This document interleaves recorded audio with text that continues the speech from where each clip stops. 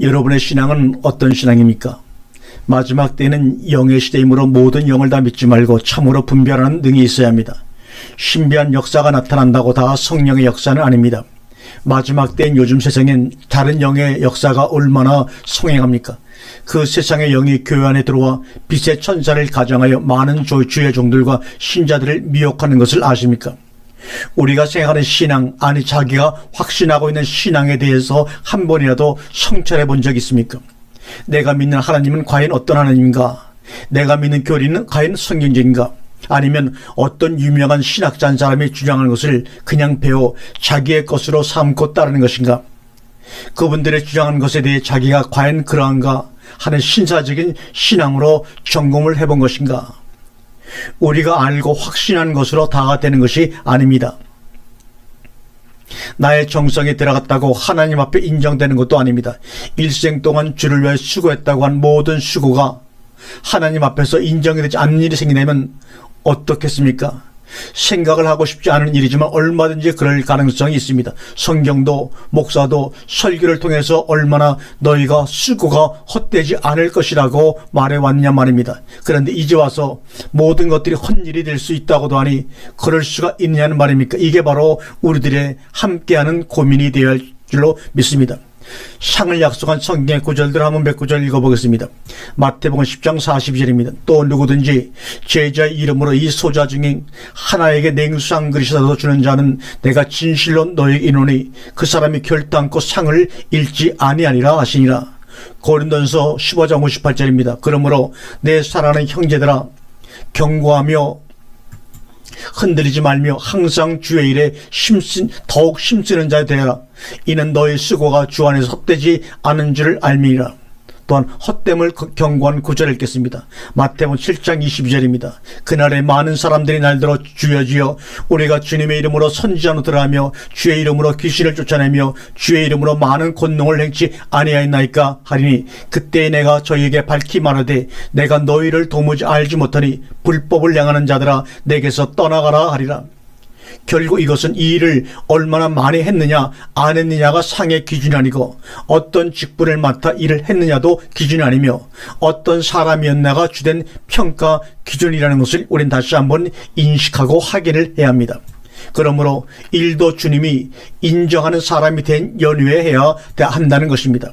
그럼 주님이 인정하는 사람이란 어떤 사람일까요? 하나님의 사람입니다. 하나님의 아들로 인정이 되어야 한다는 것입니다. 그래서 여러분의 신앙은 어떤 신앙인가를 물은 것입니다. 일이 우선이 되는 신앙입니까? 아니면 존재가 우선이 되는 신앙입니까? 우선 일이 우선인 사람은 꽁 잡는 게 매라는 식의 존재가 될 것입니다. 일을 우선시하는 신앙은 오순절 성령을 사모할 것입니다. 그러나 존재가 어떠함을 우선하는 신앙은 보혜사 성령을 사모할 것입니다. 오순절 성령은 은사와 능력을 주시는 성령으로 사역 성령이기 때문에 보혜사 성령은 신자 안에 거하시며 진리 가운데 인도하시는 존재 성령이시기 때문입니다.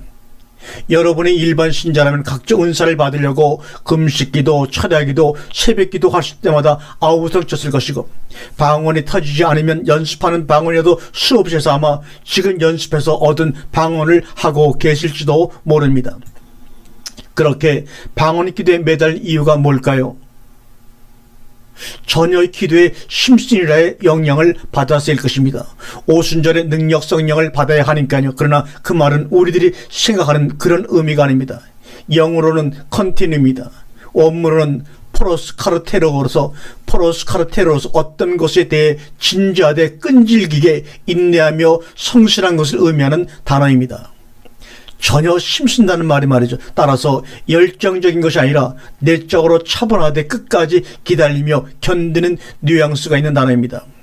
이 단어는 프로스라는 단어와 카르테로라는 단어가 합성해서 만들어진 단어입니다. 무엇에 대해 진지하다, 어떤 것에 대해 인내하다, 끈질기게 성실하다, 한 장소에서 모든 일에서 근실하게 일하다는 뜻이고 한 사람에게 아주 가까이 지지하다는 뜻으로 쓰이고 있습니다.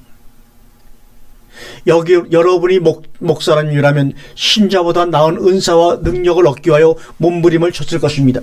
자기가 무엇 때문에 금식기도나 기도원에 자주 찾았는지 물어보면 알게 될 것입니다. 그게 자신의 모습이요 현 주소였던 것입니다. 베드로가 오순절 성령을 받은 후에 한 번 외쳐서 3,000명이 회개하는 신자를 얻었던 것처럼 나도 하는 욕망과 기대가 있었을 것입니다. 그렇게 능력을 얻기 위해 가진 공을 들이며 힘써서 방법을 찾았을 것입니다. 오순절 성령의 역사를 결코 과소평가하자는 이야기를 하는 것이 아닙니다. 이를 위해서 필요한 성령의 역사입니다. 복음 전파, 교회 유익을 얻기 위해서 각종 은사를 주시는 성령입니다. 그러나 존재의 변화를 위해서 보혜사 성령이 역사하시는 것도 알아야 합니다. 우리가 한번 오순절 성령에 대해서 살펴보겠습니다. 사도행전 2장 1절과 4절입니다. 오순절 날의 이름에 저희가 다 같이 한 곳에 모였더니 호련히 하늘로부터 급하고 강한 바람 같은 소리가 있어 저희 앉은 온 집에 가득하며 불의 혀같이 갈라지는 것이 저희에게 보여 각 사람 위에 임하였더니 저희가 다 성령의 충만함을 받고 성령이 말하게 하심을 따라 다른 방언으로 말하기 시작하니라. 오순절 성령은 각 사람 위에 임하여 사역합니다. 그래서 에피피누마주 외적 성령, 은사 성령이라고 부릅니다. 그런 반면에 보혜사 성령에 대해서 한번 읽겠습니다. 요한복음 14장 16절입니다. 내가 아버지께 구하겠으니 그가 또 다른 보혜사를 너희에게 주사 영원토록 너희와 함께 있게 하시니 저는 진리의 영이라. 세상은 능히 저를 받지 못하나니 이는 저를 보지도 못하고 알지도 못함이라. 그러나 너희는 저를 아나니 저는 너희와 함께 거하시며 또 너희 속에 계시겠습니다. 내가 너희를 고아와 같이 버려두지 아니하고 너희에게 오리라.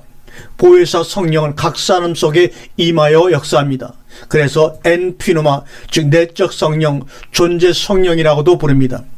여기서 할 것은 오순절 성령의 역사를 통해 일만 하고 자신의 존재가 변화되지 않으면, 즉 신의 성품에 도달하는 것, 그리스도의 장성한 분량에 이르는 것, 성령의 열매가 맺히는 것 등이 되어지지 않으면 바울처럼 자신이 복음을 전한 후에 도리어 버림이 될까 두려웠던 일이 현실로 나타날 위험성이 많다는 것을 말씀을 드립니다. 일을 해야 하지만 일이 더 중요한 것이 아니라는 점을 인식하여 의식의 전환을 이루는 것이 얼마나 필요한 일인지요.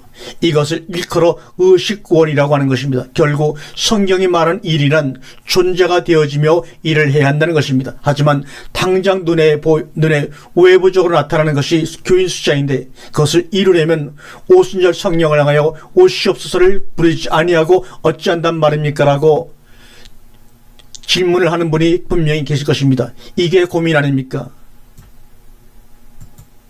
그래서 교인을 늘리는 방법을 찾아 산만리 거기를 제시하는 각종 세미나를 얼마나 누비고 다녔는가 말입니다. 오순절 운동하는 분 치고 교회 성장이 하나님의 뜻이라고 외치지 않는 분이 계십니까? 그 교회 성장이라는 물론 교인 숫자가 늘어나는 것을 말하면 도만할 필요도 없죠. 숫자가 늘어나야죠. 그것을 누가 부정하겠습니까? 그러나 어떤 숫자가 늘어나는가 하는 것이 문제입니다. 교회와 같은 신자, 청함받은 자는 아무리 많아도 그 종자는 변하지 않습니다. 진정 피조물이 고대하는 하나님의 아들들이 많이 나타나야 합니다. 그리고 택함받은 자는 사람 생각처럼 결코 많지 않다는 것을 우리는 명심해야 합니다. 누가복음 13장 23절의 말씀을 읽지요. 혹이 여짜오되 주여 구원을 얻는 자가 적으니이까 저희에게 이르시되 좁은 문으로 들어가기를 힘쓰라. 내가 너희에게 이르노니 들어가기를 구하여도 못하는 자가 많으니라. 나는 50명 이상 모이지 않으면 절대 집회를 인도하지 않는다는 어떤 부흥상처럼 성령의 인도가 아니라 청중의 길을 모아 인도하는 분이 있는데 이런 분들은 수가 많이 모일수록 힘이 납니다. 반면에 수가 적으면 힘을 내지 못하여 인도를 못하게 됩니다. 이런 현상은 밖의 힘을 받아 사역하기 때문에 참으로 내적인 힘, 속에서 솟아나는 생수의 역사가 있는 분들은 내적인 힘으로 사역하기에 숫자에 상관하지 않습니다. 간디게의 4시 1명을 찾아가 말씀을 전한 빌립 집사님처럼 인간적 입장에서 볼 때 어떤 사람이 많은 사람 앞에서 사역하면 힘이 나지 않겠습니까? 그래서 당신이 사람 많은 숫자를 원하고 적은 숫자 때문에 고민한다면 당신은 어떤 신앙을 가진 종입니까? 마지막 때에는 영의 시대이므로 모두 영을 다 믿지 말고 참으로 분별하는 능이 있어야 합니다. 역사가 나타난다고 다 성령의 역사는 아닙니다. 마지막 때인 요즘 세상에 다른 영의 역사가 얼마나 성행합니까? 그 세상 영이 교회 안에 들어와 빛의 천사를 가정하여 많은 종과 신자들을 미혹하는 것을 여러분 아십니까? 요한일서 4장 1절과 6절은 우리에게 그것을 경고하고 있습니다. 사랑하는 자들아, 영을 다 믿지 말고 오직 영들이 하나님께 속하여 있나 시험하라. 많은 거짓 선지자가 세상에 나왔습니다. 하나님의 영은 이것으로 알지니 곧 예수 그리스도께서 육체로 오신 것을 시인하는 영마다 하나님께 속하는 것이요 예수를 시인하지 아니하는 영마다 하나님께 속하는 것이 아니니 이것이 곧 적 그리스도의 영이니라.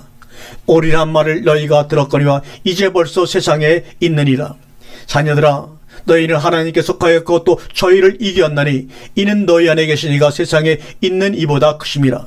저희는 세상에 속한 거로 세상에 속한 말을 하며 세상이 저희 말을 듣느니라. 우리는 하나님께 속하였으니 하나님을 아는 자는 우리의 말을 듣고 하나님께 속하지 아니한 자는 우리 말을 듣지 아니하나니 진리의 영과 미혹의 영을 이뤄서 아느니라고 우리에게 말씀하고 있습니다. 그렇다면 내가 믿는 하나님은 어떤 하나님인가? 이런 질문도 있습니까? 하나님은 한 분이신데 어떤 하나님이냐고 묻다니요. 그래서 이런 일도 있답니다. 언젠가 설교 시간에 다른 하나님에 대해 이야기를 한 적이 있는데 그 테이프를 다른 교회 집사님이 들었다는 겁니다. 대뜸 그러답니다. 이상하다, 이단 아니야? 다른 하나님이 어디 있어? 그래서 저는 한국교회 실력을 다시 한번 점검하는 계기가 되었습니다. 그럼 왜 그런 표현을 써서 오해를 받냐고 하실 분이 계실지 모르겠는데 그 표현이 더 정확하기 때문입니다. 이 하나님에 대한 구별이 확실하지 않으면 우리의 신앙이 아주 흐릿해지고 엉뚱하게 흘러갈 위험이 많기 때문에라도 그 표현법에 대해 무리가 갈지라도 바로 잡아야 합니다. 신자는 아닌 사람이라는 것이 한번 세뇌되어 주입식으로 각인된 것에 익숙해져서 조금만 달리 표현해도 알레르기 반응을 일으키게 되는데 그런 현상에는 가리키는 자들의 책임이 클 것입니다. 그래서 이단으로 정제된 단체들에서 사용하는 용어를 사용하기에 상당히 부담을 느끼는 것입니다. 왜요? 이단들이 사용한 언어를 사용한 용어라서 오해를 받을까봐 두려워서 그런 것입니다. 그러나 그런 일에 매일 이유도 없고 또 굴복해서도 안 될 줄로 압니다. 좋은 용어는 우리가 더 적극적으로 사용을 해야죠. 출애굽기 20장 3절에 너는 나 외에는 다른 신들을 내게 있게 하지 말지니라. 다른 신이라고 다른 하나님들을 내게 있게 말지라고 말합니다. 여기는 엘로힘은 바로 하나님을 말하는데 다른 하나님들을 내게 있지 말지라.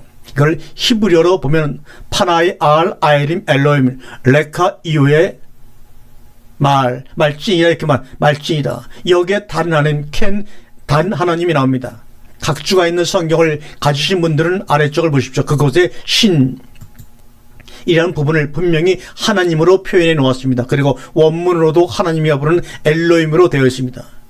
신약 성경은 또 어떻습니까? 갈라디아 1장 6절과 8절이면 다른 복음을 말하고 있고 고린도서 11장 4절에서는 만일 누가 가서 우리의 전파하지 아니한 다른 예수를 전파하거나 혹 너희가 받지 아니한 다른 영을 받게 하거나 혹 너희의 받지 아니한 다른 복음을 받게 할 때는 너희가 잘 용납하는구나. 다른 예수가 있다는 것입니다. 다른 영도 있고 다른 복음도 있다는 것입니다. 그래서 여러분에게 묻는 것입니다. 당신은 어떤 하나님을 믿고 계시는가? 나야 물론 틀림없는 하나님을 믿는다고 하시겠습니까? 여러분이 기억해야 할 것은 두 쪽 모두 하나님이라고 부른다는 것입니다. 구약에서는 엘로힘, 야훼, 신약에서는 네오스라고 같은 하나님을 부른다는 사실입니다. 그런데 분명한 것은 한쪽은 마귀라는 것입니다. 그런데 하나님으로 알고 섬기고 부르고 있는 것입니다. 이것이 고민해야 할 문제인 것입니다. 그 증거가 어디 있느냐고 물어야 정당하겠죠. 구약의 증거를 보도록 하겠습니다. 열왕기상 22장 22절 말씀입니다. 여호와께서 저에게 이르시되 어떻게 하겠느냐? 가로되 내가 나가서 거짓말하는 영이 되어 그 모든 선지자 입에 있겠나이다. 여호와께서 가라사대 너는 꾀이겠고 또 이루리라. 나가서 그리하라 하셨은즉 이제 여호와께서 거짓말하는 영을 왕의 이 모든 선지자들의 입에 넣으셨고 또 여호와께서 왕에게 대하여 하를 말씀하셨나이다. 그나나의 아들 시드기야 가까이 와서 미가의 뺨을 치며 이르되 여호와의 영이 나를 떠나 어디로 말미암아 가서 내게 말씀하더냐? 미가에 가로되 내가 골방에 들어가서 숨는 그날에 보리라. 이렇게 말씀하고 있습니다. 시디기의 상태를 보세요. 그는 철저하게 자기는 여호와의 영을 따라 애원한다고 굳게 믿고 있지 않습니까? 다른 모든 선자들도 마찬가지고요. 그러나 참 여호와의 영을 받은 미가야는 비록 혼자이지만 뺨을 맞아가면서라도 진리를 말합니다. 우리는 이렇게 성경의 사건을 통해서 알기에 쉽게 말합니다. 하지만 실제적인 현실에서는 쉽게 깨닫지 못하고 자기에게서 역사하는 영이 미혹의 영인지 참 영인지를 분간하지 못하는 경우가 많다는 것이 문제이며 고민인 것입니다. 더군다나 주위의 대부분의 목사님들이 자기와 같은 길을 가며 같은 영의 역사를 따라 그런 목회나 신앙생활을 할 때 더욱 분별하기가 어렵다는 것이 문제입니다. 그들이 내가 하는 일에 대해 박수치며 옳다고 인정해 줄 것이기 때문입니다. 시드기야처럼 말입니다. 거짓말하는 영이 모든 선지자의 입에 있겠다고 한 것을 주의하시기 바랍니다. 신약의 증거입니다. 요한복음 8장 44절입니다. 너희는 너희 아비 마귀에게서 났으니 너희 아비의 욕심을 너희도 행하고자 하느니라. 저는 처음부터 살인한 자요 진리가 그 속에 없으므로 진리에 서지 못하고 거짓을 말할 때마다 제 것으로 말하니 이는 저가 거짓말장이요 거짓의 아비가 되었음이니라. 이 말씀은 31절부터 전개되는 논쟁 속에서 주신 말씀입니다. 그러므로 이 말을 듣는 대상은 이미 하나님을 잘 믿고 있는 유대인들이요 아브라함을 조상으로 둔 자들인 것을 알 수 있는데 그들을 향하여 너희는 마귀에게서 났다고 단호하게 말씀하고 계시는 것을 보십시오. 그러므로 아무리 자기들이 하나님을 잘 믿고 있다고 큰 소리를 쳐도 그 하나님의 정체가 다른 하나님이란 사실을 모르고 있다면 얼마나 무서운 일인가 하는 말입니다. 그런 의미에서 오직 예수만을 찬양한다는 당신이 믿는 하나님은 어떤 하나님입니까? 그럼 다른 예수는 누구일까요? 유대인들이 임금 삼으려고 했던 예수입니다. 오늘날 이 예수가 교회에 임금 노릇을 하고 있다는 것을 아십니까? 성경의 예수님은 저들이 임금을 삼으려고 할 때 산으로 도망가셨습니다. 그런데 오늘날의 기독교가 변절이 되어 승천하신 육체 예수를 다시 불러내려서 우리의 왕이라고 노래하며 자기의 육적 문제 해결과 병 고침과 귀신을 쫓아낸과 오병의 기적을 통해 수많은 무리를 모으는 하나님으로 세워놓고 북치고 장구치고 장사하고 있는 것입니다. 우리가 전하는 이 예수를 믿으라. 그러면 형통하고 잘 될 것이라고 마귀가 예수의 탈을 쓰고 이름을 빌려 하나님의 노릇을 하는 것입니다. 나에게 절하기만 하면 이 세상 만국의 영광을 다 주겠다고 하니까 다 엎드려 절하며 춤추고 난리가 난 것입니다. 시내산 밑에서 금송아지를 만들어 놓고 애굽에서 우리를 이끌어내는 하나님이라고 하며 그 우상 앞에서 절하고 춤추며 뛰는 것처럼 이것이 다른 하나님이요 다른 예수인 것입니다. 다른 영 다른 복음도 마찬가지인 것입니다.